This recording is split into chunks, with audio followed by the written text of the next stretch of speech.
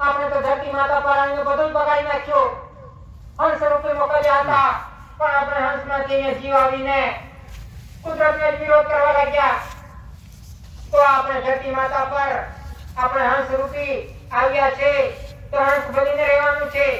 આપણા મન વિચાર વાણી અને સર્જન પિતાની આરતી કુદરત તરફે ધ્યાન રાખીને રહેશો તો આપણને સર્જન પિતા આપણને બાપના ઘરે પાછા બોલાવશે. એ તો પોતપોતાના હાથમાં છે. કદી કોઈ બાપના ઘરે પહોંચી જવાનું નથી. આપણા કર્મ, આપણો વ્યવહાર એ જ આપણને બાપના ઘરે લઈ જશે. તો એ રીતે પોતપોતાએ ક્યાં પહોંચવાનું છે અને તે રીતે રહેવાનું છે. ધરતી એ પોતપોતાએ વિચારવાનું છે. જ્ઞાન સંસી ગવન કરે ત્રિવેણી તાપ તપત તનો મેં.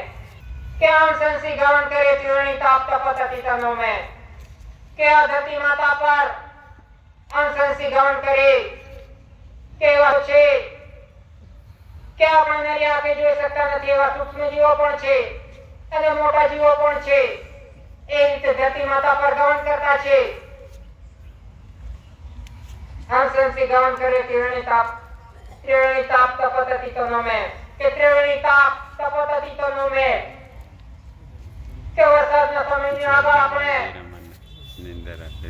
ખેતરો સાફ સુફી કરીને આપણે તૈયાર કરીને રાખીએ છીએ, ખેડ કરીને, અને વરસાદની રાહ જોઈએ છીએ.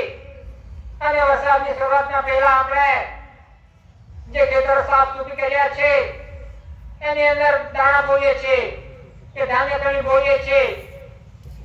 અને એ રીતે ધીરે ધીરે ગાજવીજ કડાકા ભડાકા સાથે વરસાદની શરૂઆત થાય છે. અને વરસાદની શરૂઆત થયા પછી થોડા દિવસની અંદર જે ધાન્ય કણી અંકુરિત થાય છે, અંકુરિત થયા પછી કે એનો પરિપક્વ થયા પછી સમય પીરિયડ પૂરો થયા પછી આ ધાન્ય કણી પાકી જાય છે. કે ચોમાસાની સમયની અંદર જેમ જેમ ચોમાસું આગળ જતું જાય છે તેમ તેમ ધાન્ય કણી પાકતી જાય છે. અને ચોમાસું પૂરો થયા પછી આપણે ધાન્ય કણી લઈ લઈએ છીએ ઘરની અંદર. તો એ ધાન્ય કણી થકી આપણા ઘરનો, આપણા ગામનો અને દેશનો અને આખા વિશ્વનો વ્યવહાર ચાલે છે ધાન્ય કણી થકી. આ કુદરતી છે. તો એ રીતે જે રીતે સમય જાય છે તે રીતે પછી ધીરે ધીરે શિયાળાની સમય આવે છે, શિયાળાની ઋતુ આવે છે. ધીરે ધીરે ઠંડીની શરૂઆત થાય છે. ઠંડીની શરૂઆત થયા પછી આપણે જે કંઈ પણ પાક પાકતો હોય ઠંડીની સમયની અંદર એ પાક કહીએ છીએ. એ પાક ઠંડીનો સમય પૂરો થયા પછી આપણે લઈ લઈએ છીએ ઠંડીની સમયની અંદર. પછી ધીરે ધીરે જાન્યુઆરીમાંથી તાપ લાગે છે કે ગરમી પડવા લાગે છે. ધીરે ધીરે કે જેમ જેમ સમય આગળ જતો જાય છે તેમ તેમ અતિશય ગરમી પડે છે. તો ગરમી પડવા થકી આ ધરતી માતા પર અસહ્ય ગરમી પડે છે. ધરતી માતા પર કે ધરતી માતા આટલી ગરમ થઈ જાય છે કે એના ભકોડા ફાટી જાય છે ગરમીને લીધે. એટલી ગરમી પડે છે જેમ જેમ સમય જતો જાય છે તેમ તેમ. કે ધરતી માતા પણ ગરમીથી તરસે છે કે ક્યારે વરસાદ આવશે અને ક્યારે શાંતિ થશે. કે ધરતી માતા આટલી ગરમ થઈ જાય છે. તે જ રીતે આ ધરતી માતા પર રહેવા વાળા જીવો છે, મનુષ્ય જીવ, પશુ પંખી, ઢોર ઢાકર, એ પણ અતિશય ગરમીને લીધે આખું વ્યાકુળ થઈ જાય છે. આખું વ્યાકુળ થઈ જાય છે ગરમીને લીધે. કે આપણે શરીરની અંદર આટલી ગરમી થાય છે કે ક્યારે વરસાદ આવશે અને ક્યારે શાંતિ થશે.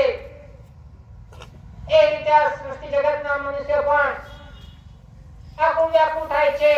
એક તરફે ધરતી માતા પર આખું વ્યાકુળ થાય છે અને મનુષ્ય અવતાર પણ આખું વ્યાકુળ થાય છે ધરતી માતા પર.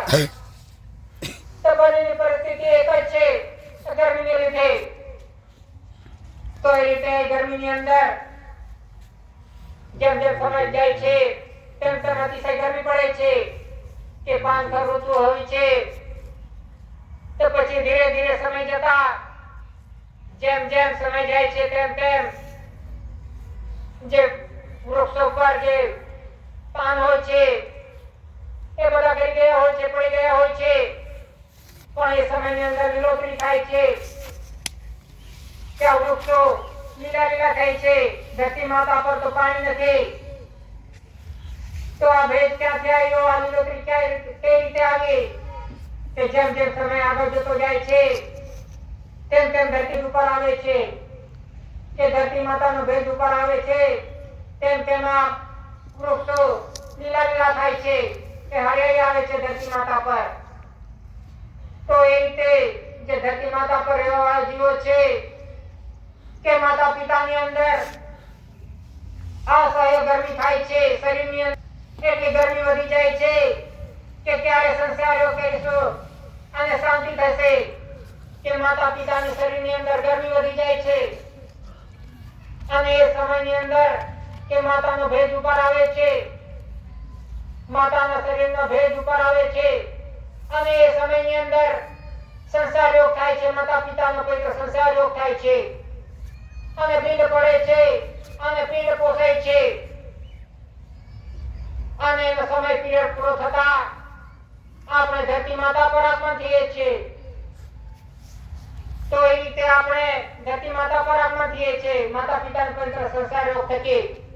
તો એ રીતે ધરતી માતા પર પણ આપણે ખેડ ખાતર કરીને વરસાદની રાહ જોઈએ છીએ, કે ધાન્ય કણી ઓળીને અને ધીરે ધીરે ગાજવીજ સાથે કડાકા ભડાકા સાથે વાવાઝોડું આવે છે, પવન વાય છે, અને એની સાથે વરસાદની શરૂઆત થાય છે, કે વરસાદની શરૂઆત થયા પછી કે થોડા દિવસોની અંદર આ ધાન્ય કણી ઉત્પન્ન થાય છે, કે બીજ અંકુરિત થાય છે.